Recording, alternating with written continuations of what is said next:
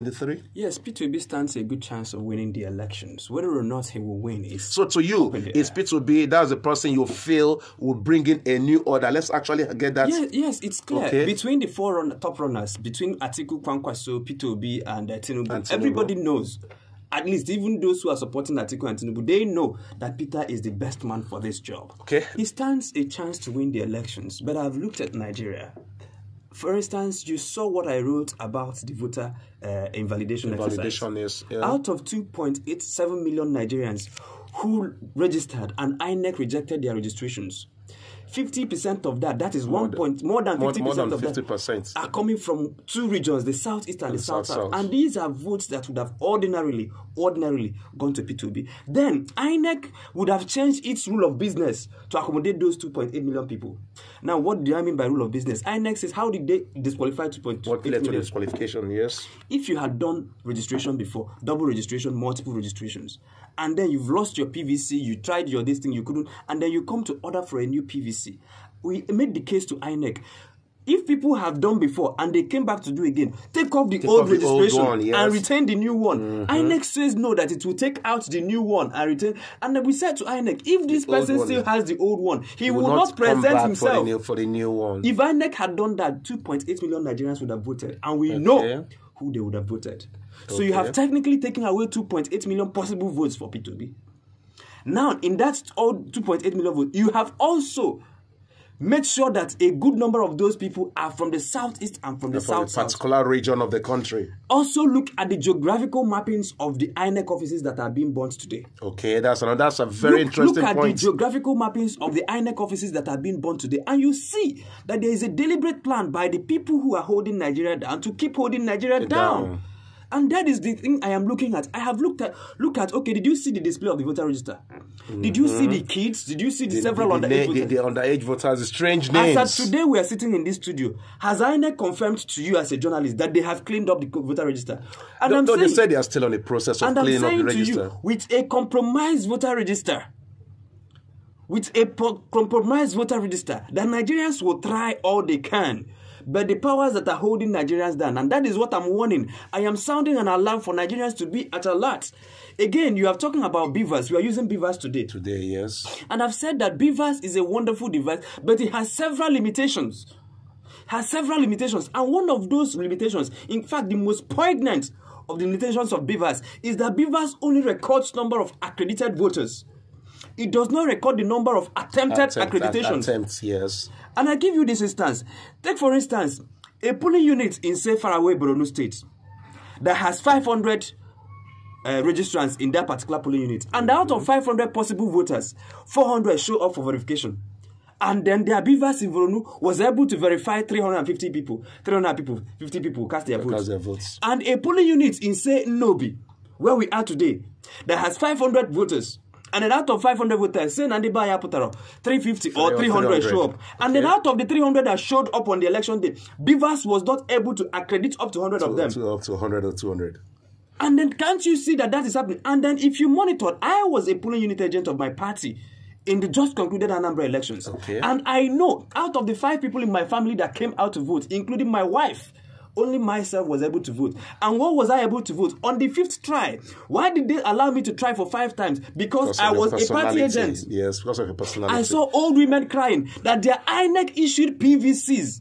The same INEC issued beavers could not accredit them on the election day. beavers. So I am telling Nigerians, what if there is a deliberate sabotage of the beavers on the election day? Not about number of people who come. Anybody who comes out in Nobi to vote, we know who we will vote for.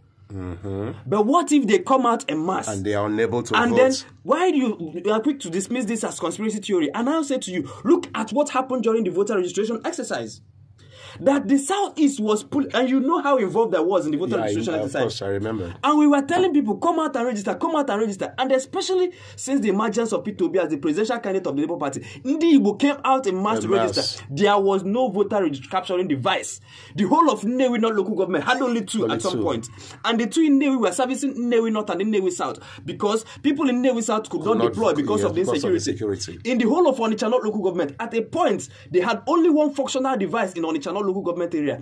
In Oka South local government area, which is the capital city, they had only 2 and then added another 3, which is 5 capturing devices. And I'm saying to these people, how many devices are in Nigeria and how many did you send to the southeast? Because Borno, Yobe, and all those northeastern states that had Boko Haram, they were turning out impressive voter registration numbers. There was even a situation where we heard registration was done for people outside Nigeria in Niger Republic. So I am saying, so if you have, by the number of deployed machines, technically disenfranchised the region, what do you think these people will do on the election day? And I have made this case to the leadership of the parties involved. I have said, don't walk into this election, and I'm repeating it on your platform, don't walk into this election without an independent audit of INEC systems.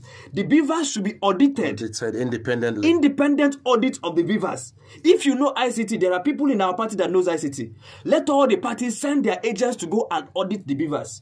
Beavers should be audited, IRF should be audited, the Abyss system. Process itself. Now, to tell you how compromised these systems can be, look at the Abyss that disqualified 2.8 million, because they use the software to do that. That same software that disqualified 2.8 million Nigerians, and a lot of them are from the southeast and the south, left several underage voters in a particular region. And strange this names. is the system that Nigerians are going into an election with. And when I see these things and I shout, people tell me, can't you see the numbers you have in the stadium? And I'm telling you that elections are not won by numbers in the stadium. Not at all. And I'm telling them, can we ask for the independent audit of our next systems? I am not saying this to pour cold water on the aspirations of young persons, including myself.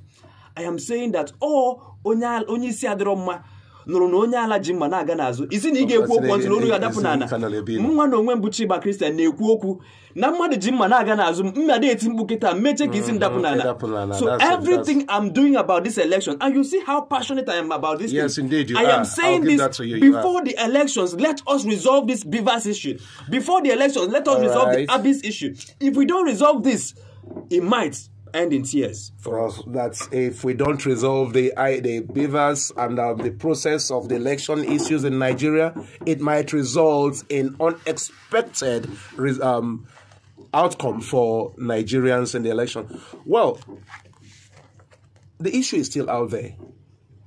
Nigerians are hopeful for a change. They are hopeful for a new way of doing things. Nigerians are hopeful for a new order. But whether or not we're going to have this new order in government in 2023 depends on a lot of factors, which our guest here, Comrade Christian Chema, has enumerated. He actually laid emphasis on the compromise of INEC technology, the beavers, and other issues. The call goes out there to all concerned stakeholders. We cannot sit back and fold our hands and expect the elections to run on its own the way it is supposed to go. Actions need to be taken. Some precautionary actions need to be taken, as espoused right now by our guest, Comrade Chema Christian. We thank you so much, Comrade Chema Christian, for your time out in the show today, for all the wonderful ideas and the alarm you've sounded. You're like a watchman on the tower, and then, sounding alarm to Nigerians. And then may I also add that what I've said now does not have to discourage Nigerians. Let all eligible voters come out on the election day. Thank you. As of today, there is an ongoing collection of PVCs. Let all the 139,000 uncollected PVCs in Anambra State be collected. So if there are people who are listening to us who have not collected their PVCs, let them make efforts to collect them, and then let us make efforts to actually come out on the election day to vote.